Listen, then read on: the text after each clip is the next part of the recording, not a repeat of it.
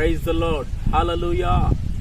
క్రీస్తునందు ప్రియులైన మీ అందరికీ ప్రభువైన యేసుక్రీస్తు నామములో నా యొక్క హృదయపూర్వకమైన వందనాలు. అందరికీ వందనాలండి. బాగున్నారా? ప్రభు మనల్ని ప్రేమించి మరొక శ్రేష్టమైన దినాన్ని అనుగ్రహించినందుకు ప్రభు సన్నిధిలో స్తుతిస్తూ కృతజ్ఞతాస్తుతులు చెల్లించి వారమై ఉన్నాం. మంచిది. ఈ ఉదయకాల సమయంలో మీరు ప్రతిదినము జీవము కలిగిన మాటలు చదవగలుగుతున్నారా? జీవము కలిగిన మాటలు ధ్యానించగలుగుతున్నారా? దేవుని మాటలు ఎంతో శక్తి కలిగినవని, దేవుని మాటలు ఎంతో విలువ కలిగినవని, దేవుని మాటలు ప్రతి వారిని బ్రతికిస్తాయని ఎంతమంది గుర్తించగలుగుతున్నారు? పిల్లారా, గమనించండి. ఈ ఉదయకాల సమయంలో నిజముగా ఏదో ఒక కొరత మధ్యలో నువ్వు జీవిస్తూ ఉండవచ్చు.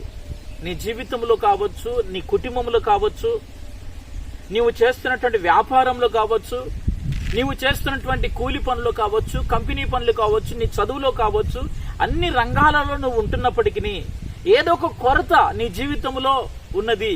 ఆ కొరత విషయంలో ఆ కొరతను ఏ విధంగా జయించాలి అని నువ్వు ఆలోచన చేస్తూ ఉండవచ్చు.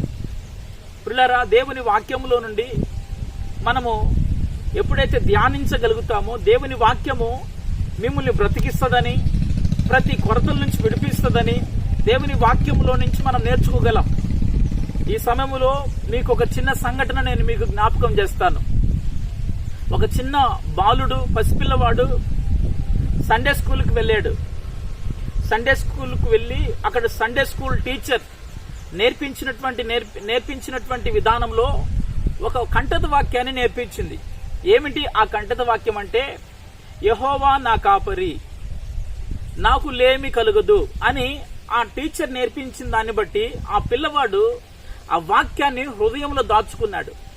అడుగడుగునా ఆ సండే స్కూల్ పిల్లవాడు యెహోవా నా కాపరి, నాకు లేమి కలుగదు, యెహోవా నా కాపరి, నాకు లేమి కలుగదు అని తను నడుస్తున్నా దేవుని వాక్యాన్ని తన నోట పలుకుతున్నాడు. తను ఆటలాడుతున్నా యెహోవా నా కాపరి, నాకు లేమి కలుగదు అని దేవుని వాక్యాన్ని అలాగూ తన నోటి నుంచి ప్రకటిస్తున్నాడు. అంత మాత్రమే కాదు ప్రియులారా, ఆయన నా కాపరి, నాకు లేమి కలగదు. వాస్తవానికి ఆ సండే స్కూల్ పిల్లవాడికి ఆ వాక్యం యొక్క అర్థం ఏమిటో, ఆ వాక్యములో ఉన్నటువంటి శక్తి ఏమిటో, ఆ వాక్యములో ఉన్నటువంటి ఆ శక్తి ఏమిటో, జీవం ఏమిటో ఆ పిల్లవాడికి తెలియదు. అయినప్పటికీ ఆ పిల్లవాడి జీవితంలో ఒక ప్రమాదం పొంచి ఉన్నది. ఆ పిల్లవాడి జీవితంలో ఒక ప్రమాదం పొంచి ఉన్నది. ఏమిటి ఆ ప్రమాదం అంటారా? ఆ పిల్లవాడు సండే స్కూల్ నుంచి ఆటలు ఆడుకొని యెహోవా నా కాపరి, నాకు లేమి కలుగదు, యెహోవా నా కాపరి, నాకు లేమి కలుగదు అని ఆ పిల్లవాడు తన ఇంటికి వెళ్తా ఉన్నాడు. పిల్లరా, ఈ పిల్లవాడు ఇంటికి వెళ్ళినమంటే తన ఇంటి దగ్గర సవితి తల్లి ఉన్నది. అనగా ఈ పిల్లవాడి యొక్క తల్లి చనిపోతే వారి యొక్క భర్త, వారి యొక్క తండ్రి మరొక వివాహం చేసుకున్నాడు. వారి యొక్క చిన్నమ్మ సవితి తల్లి అని మనం వాడుక భాషలో అంటాం. ఆ సవితి తల్లి ఇంటి దగ్గర ఉండి ఆలోచిస్తుంది, నేను ఈ పిల్లవాడిని చంపితే ఆ పిల్లవాడిపై ఉన్నటువంటి ఆస్తి అంతా నాకు వస్తుంది కదా అని ఆ పిల్లవాడి యొక్క సవితి తల్లి వారి నాన్న మరొక ఆమెను చేసుకున్న దాన్ని బట్టి ఆమె ఆలోచన చేస్తూ ఆ పిల్లవాడిని చంపితే ఏ విధం చేతనైనా సరే ఆ పిల్లవాడిని చంపాలి, ఆ పిల్లవాడిని చంపితే ఆ పిల్లవాడిపై ఉన్నటువంటి ఆస్తి అంతా నాకు దక్కిద్ది అని ఆలోచన చేసి ఒక బుట్ట తీసుకున్నది. ఆ బుట్ట తీసుకొని ఆ బుట్టలో ఒక విషపూరితమైనటువంటి పామును పెట్టింది. ఒక విషపూరితమైన పామును ఆ బుట్టలో ఉంచి ఆ బుట్టలో కొన్ని జామకాయలు వేసి ఆ పిల్లవాడు వచ్చినామంటే, అరే నానా, ఆ బుట్టలో జామకాయలు ఉన్నాయి, వెళ్ళి తీసుకొని తినిపో అని ఆ పిల్లవాడితో మాట్లాడుతున్నది. ఈలోగా ఆ పిల్లవాడు యెహోవా నా కాపరి, నాకు లేమి కలుగదు, యెహోవా నా కాపరి, నాకు లేమి కలుగదు అని మాట్లాడుతూ వెళ్ళి ఆ పిల్లవాడు ఆ బుట్ట దగ్గరికి వెళ్ళి ఆ బుట్ట ఓపెన్ చేసి జామకాయలు తీస్తుంటే ఆ పాము ఏమి చేయకుండా మౌనముగా ఉన్నది. ఆ పాము ఏం చేయకుండా మౌనంగా ఉన్నది. ఆ పిల్లవాడికి ఎటువంటి హాని లేదు. వెంటనే ఆ పిల్లవాడు బుట్ట మూతేసి జామకాయ తీసుకొచ్చి తింటూ ఉన్నాడు. కొద్దిసేపటికి ఆ తల్లి, అరే నేను ఆ బుట్టలో విషపూరితమైన పాము నుంచానే, ఏంటి పిల్లవాడిని చంపలేదా అని ఆలోచన చేస్తూ మరి కాసేపటికి ఆ తల్లి వెంటనే పరుగున వెళ్ళి ఒక్కసారి ఆ బుట్టను ఓపెన్ చేసిన వెంటనే ఆ పాము గంభీరముగా వెంటనే లేచి బుసగొట్టి ఆ తల్లిని కాటి వేయడంతో ఆ తల్లి వెంటనే చనిపోవడం జరిగింది. ఎస్ ప్రియమైన దేవుని బిడ్డలారా, వాస్తవానికి సండే స్కూల్ పిల్లవానికి యెహోవా నా కాపరి, నాకు లేమి కలగదు అని ఈ జీవము కలిగిన మాట అర్థమేమిటో తెలియదు. అయినప్పటికీ ఆ నోటు నుంచి వస్తున్నటువంటి జీవము కలిగిన మాటలు ఆ పిల్లవాడిని బ్రతికించింది. ఎస్ నా దేవుని బిడ్డలారా, ప్రతిదినము దేవుని వాక్యాన్ని ధ్యానించగలుగుతున్నారా? ప్రతిదినము దేవుని వాక్యం ఉంటుంది శక్తిని అనుభవించగలుగుతున్నారా?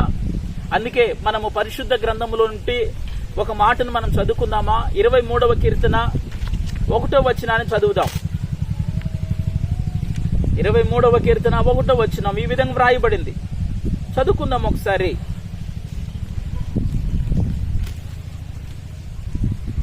కీర్తనకారుడిని దావీదు మనకు పరిచయం చేస్తున్నాడు. యెహోవా నా కాపరి, నాకు లేమి కలగదు అంటున్నాడు. దేవునికి స్తోత్రం. ఎస్ ప్రియులారా, దేవాతి దేవుడు ఈ యొక్క దినాన నీ కొరతలన్నీ తీర్చడానికి, నీ సమస్యలన్నీ తొలగించడానికి, నీకున్న ప్రతి సమస్య, అది నీ జీవితంలో కొరత కావచ్చు, నీ కుటుంబంలో కొరత కావచ్చు, నిజముగా నీవు ఈ యొక్క దినాన ఏదో కొరత మధ్య నలుగుకొట్టబడుతున్నావు. నీ కొరతలన్నీ తీర్చబడాలంటే దేవుని వాక్యాన్ని మనం ధ్యానించాలి. జీవం కలిగిన మాటలు మనం ధ్యానిస్తున్నప్పుడు, దేవుని యొక్క శక్తి నిన్ను ఆవరించినప్పుడు నీ జీవితంలో ఏ హాని కలగదు, ఏ లేమి, ఏ కొరతలు నీ జీవితంలో ఆవరించలేవు. అందుకే దేవుని మాటలు మనం ఈ విధంగా సెలవిస్తున్నాం. మనుషుడు రొట్టె వలన కాదు గాని దేవుని నోట నుండి వచ్చు ప్రతి మాట వలన బ్రతుకును.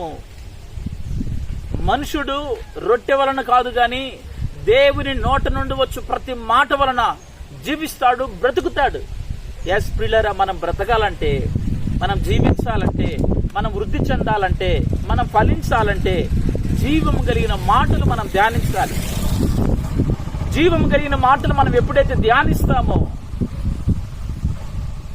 ఈ జీవం కలిగిన మాటలు నిన్ను ఆదరిస్తాయి, నిన్ను బలపరుస్తాయి, నీ కొరతలు తీరుస్తాయి, నీ కన్నీళ్లను తొలగిస్తాయి, నీకున్నటువంటి ప్రతి బంధకాలు, ప్రతి విధమైనటువంటి అసాధ్యం అనుకున్న కార్యాలు నీ జీవితంలో సాధ్యపరుస్తాయి. పరిశుద్ధ గ్రంథములో ఉన్నటువంటి దేవుని మాటలు జీవము కలిగినవి. నువ్వు ఈ యొక్క దినాన యేసుతో జీవించడం నువ్వు ఎప్పుడైతే ప్రారంభిస్తావో నీ జీవితంలో జీవము కలిగిన మాటల యొక్క శక్తిని నీవు అనుభవిస్తావు. నిజమే, ఈ యొక్క దినాన ప్రభు నీవు ఆ విధంగా సరిచేయబడి దేవుని వాక్యానికి లోబడి జీవించినట్లయితే ప్రభు మీ జీవితంలో ఆయన ఒక కాపరిగా ఉండి నీ కుటుంబంలో నీ కలిగి ఉన్నటువంటి ప్రతి యావత్తులో ఆయన సమస్తమును మేలుకరముగా మార్చునుగాక. ఆమేన్. హల్లెలూయా. మీరు ఆ విధమైన తీర్మానం కలిగి ఉన్నట్లయితే మీకోసం ప్రార్థించబోతున్నాను. ఉన్న పాటను తలవంచుంది, ప్రార్థనలోకి పోతాం. దయగలిగిన స్వామి, నీకు వందనాలు. ఈ సమయంలో యేసుతో జీవించండి అని కార్యక్రమం వీక్షిస్తున్న ప్రియ బిడ్డలందరినీ దీవించండి. నీ కృపకు పాత్రులుగా చేసి మీరు మహిమ పొందండి. విశేషముగానైనా ఈ ఒక దినాన మాట్లాడిన ప్రతి మాట నీ బిడ్డల జీవితాలలో వెలిగింపజేసి ఆశీర్వదించి మహిమ పొందమని యేసు పరిశుద్ధమైన నామములో ప్రార్థిస్తూ దీవిస్తున్నాము తండ్రి. ఆమేన్, ఆమేన్, ఆమేన్.